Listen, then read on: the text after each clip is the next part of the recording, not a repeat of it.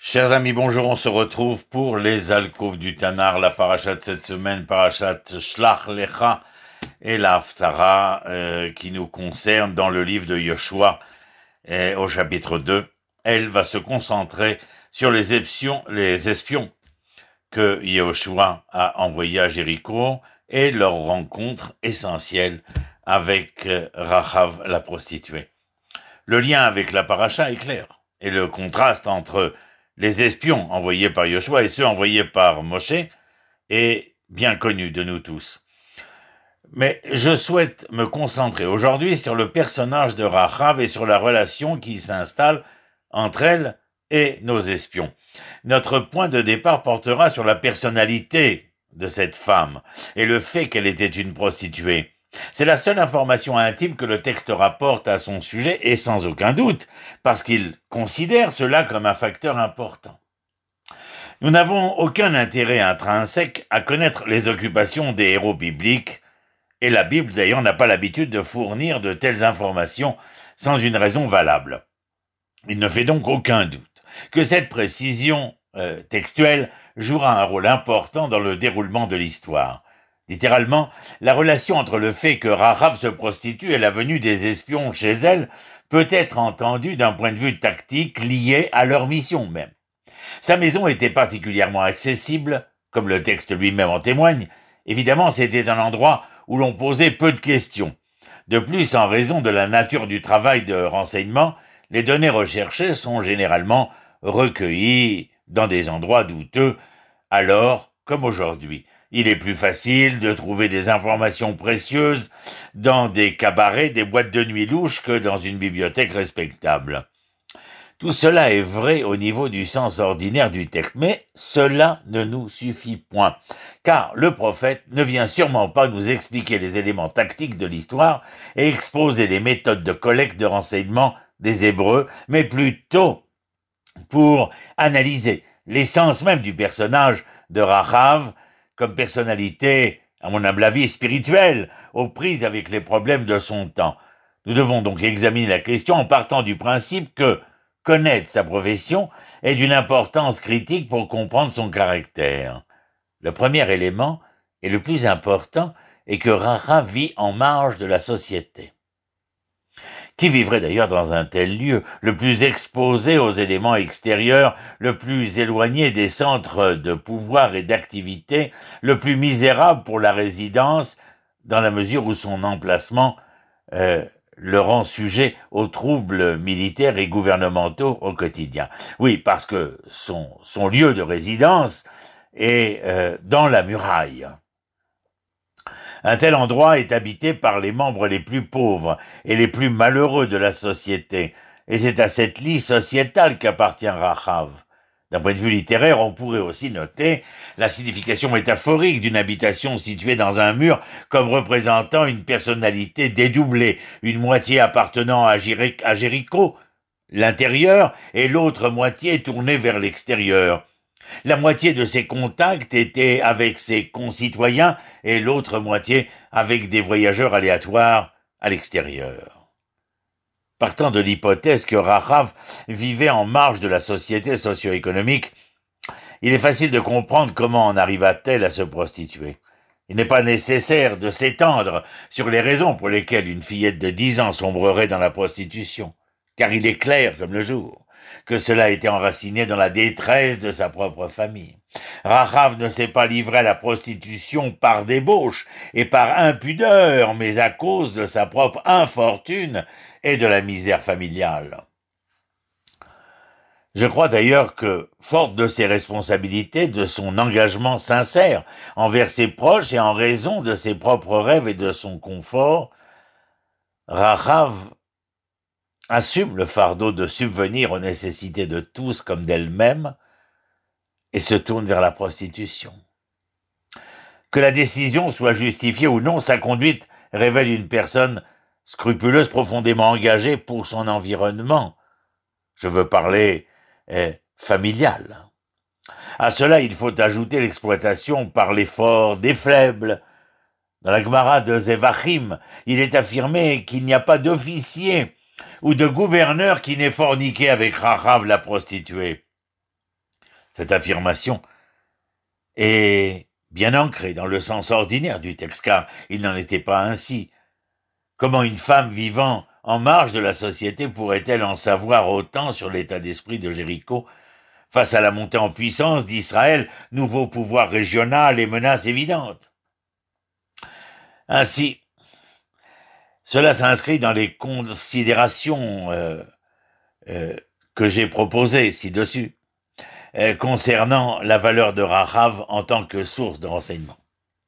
Mais la sagesse et la perspicacité de Chazal nous permettent aussi d'apprécier comment elle a été exploitée par les élites locales et de comprendre les écarts sociaux et les circonstances difficiles dans lesquelles elle se trouvait.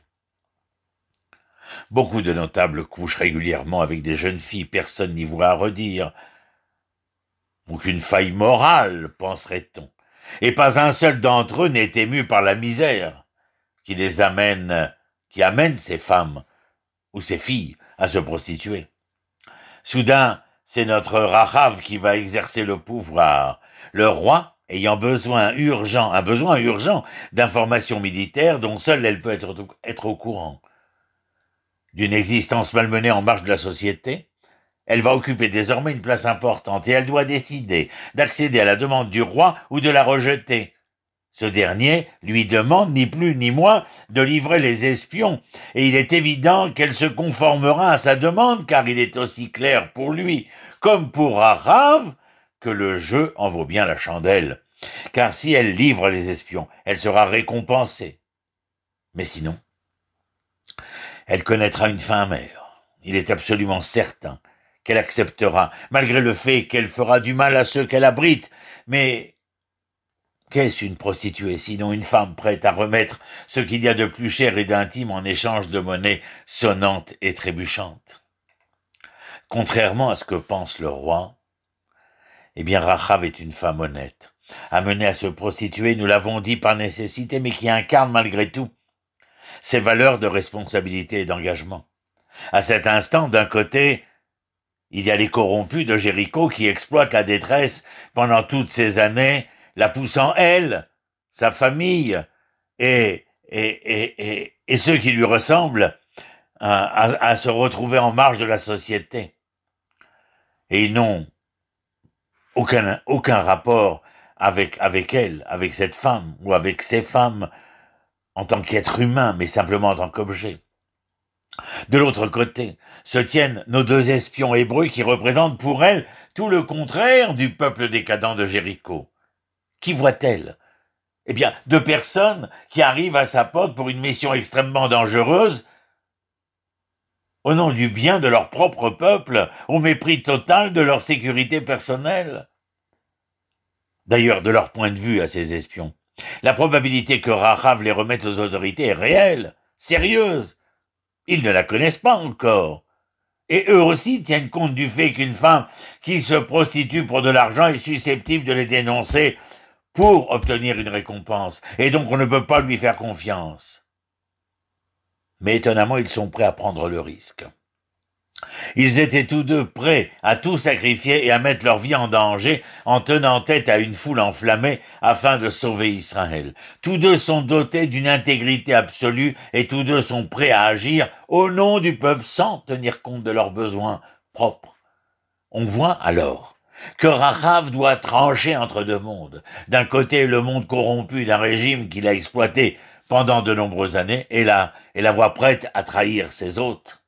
De l'autre, deux personnes altruistes qui confient leur sort et leur vie à son intégrité à elle et comptent sur elle pour agir envers eux à la même manière que ce que l'on déclame aimer son prochain comme soi-même.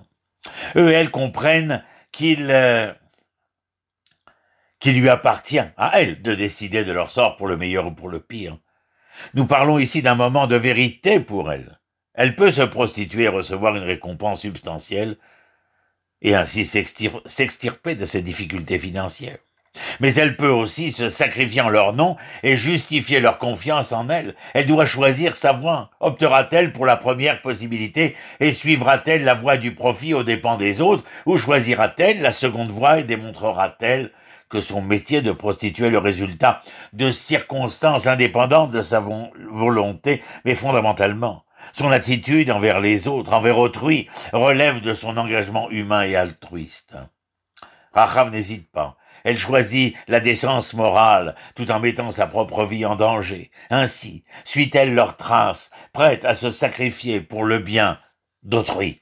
Sa relation avec eux n'est pas commerciale, mais humaine. Elle les cache dans sa maison et les emmène jusqu'à son toit, se met ainsi en danger réel et tangible. À ce stade, eh bien, notons que la décision de Rachav est un pur changement, bouleversement de personnalité. Elle tourne le dos au monde auquel elle avait jusque-là appartenu. Elle entre en résistance et confirme les principes qui l'ont toujours guidée. Rachav s'approche d'eux. La rencontre a lieu sur le toit. Comme nous l'avons suggéré, il semble significatif que cette rencontre ait lieu là, c'est-à-dire dans un espace privé où elle peut enfin s'exposer à eux en tant qu'être humain. Une relation basée sur les principes de vérité et de bonté.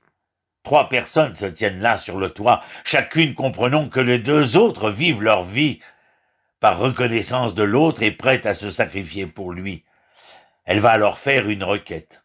Maintenant donc, je te prie, elle s'adresse aux espions, jure-moi par le Seigneur, puisque je t'ai fait preuve de bonté, que tu montreras aussi de la bonté envers la maison de mon père et me donneras un vrai gage, et que tu sauveras vivant mon père et ma mère et mes frères et mes sœurs et tout ce qu'ils ont, et délivre nos vies de la mort.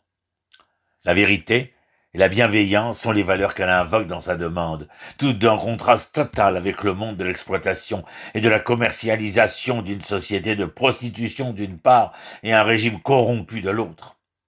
Comment un serment pourrait-il être prononcé dans la maison d'une prostituée? Sa validité n'est-elle pas entièrement basée sur la fiabilité et la décence de celui qui prête serment, car nous parlons de questions de cœur, et ce n'est que la crédibilité et l'engagement envers Dieu et son prochain qui donnent force à un serment. Rachav prête serment parce qu'elle appartient au monde de la responsabilité et des valeurs. Inutile de dire que sa demande reflète l'implication qu'elle éprouve vis-à-vis de sa famille.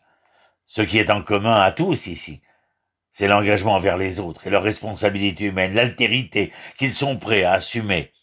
Ainsi le contraste entre la beauté extérieure qui attire celui qui voit une femme simplement comme un objet sexuel et une source d'excitation physique, et la beauté intérieure de l'autre, la profondeur humaine de ces femmes.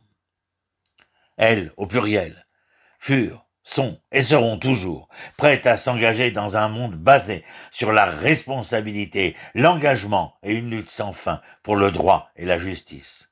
Là où, je peux bien le dire, le masculin échoue de manière récurrente. À la semaine prochaine. Shalom, shalom, yedidim.